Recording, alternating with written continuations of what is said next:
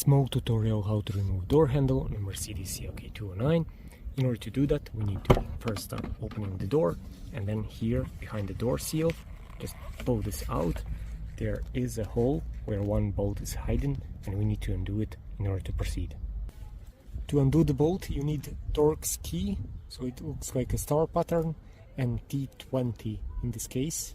I recommend buying like this tool where you have multiple Torx key attached. And now we need to hit this, and while I'm doing it, we would try to pull this out.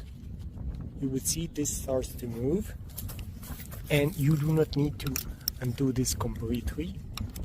Bolt, you already see cap here widening, and that's it. So you do not need to undo it completely. Now we just pull this out.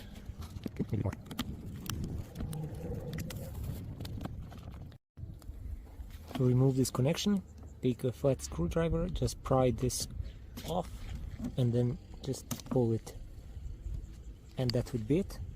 To remove this door handle, you pull it to the right and then try to pull it to yourself at the same time, and like this, and then pull it like this and try to wiggle it out.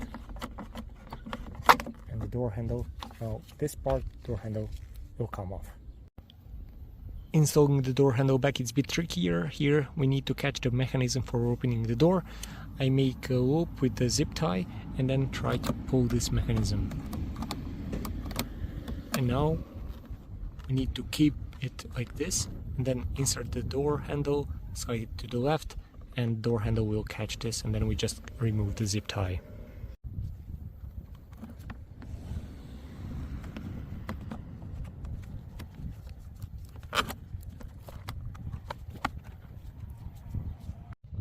To install this back, we need to connect it and make sure that this goes inside of this hole in the center, and then tighten this bolt once again, put the door seal back, and that would be it.